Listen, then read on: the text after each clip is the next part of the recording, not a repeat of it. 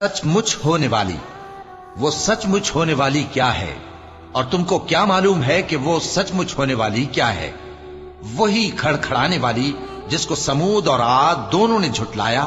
سو سمود تو زبردست زلزلے سے ہلاک کر دیے گئے، رہے عاد تو ان کو نہایت زوردار آندھی سے تباہ کر دیا گیا۔ اللہ نے اس کو 7 رات اور 8 دن ان پر چلائے رکھا۔ تو اے مخاطب، تو ان لوگوں کو اس میں اس طرح گرے ہوئے دیکھتا جیسے کھجوروں کے کھوکھلے تنے، پھر کیا تو ان میں سے کسی کو بھی باقی دیکھتا ہے؟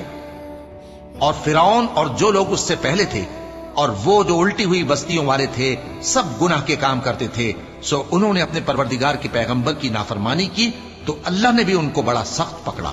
جب پانی طغیانی پر آیا تو ہم نے تم لوگوں کو کشتی میں سوار کر لیا تاکہ اس کو تمہارے لیے یادگار بنائیں اور یاد رکھنے والے کان اسے یاد رکھیں۔ پھر جب سور میں ایک بار پھونک مار دی جائے گی اور زمین اور پہاڑ دونوں اٹھا لیے جائیں گے، پھر ایک بار ہی توڑ پھوڑ کر برابر کر دیے جائیں گے، تو اس روز ہو پڑنے والی یعنی قیامت ہو پڑے گی، اور آسمان پھٹ جائے گا تو وہ اس دن کمزور ہوگا، اور فرشتے اس کے کناروں پر ہوں گے، اور تمہارے پروردگار کے عرش کو اس روز 8 فرشتے اپنے اوپر اٹھائے ہوں گے۔ اس روز تم لوگ سب پیش کیے جاؤ گے اس طرح کہ تمہاری کوئی پوشیدہ بات چھپی نہ رہے گی۔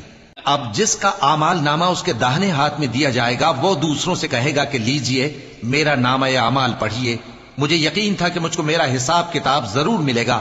پس وہ شخص من مانے عیش میں ہوگا، یعنی اونچے باغ میں جس کے میوے جھکے ہوئے ہوں گے۔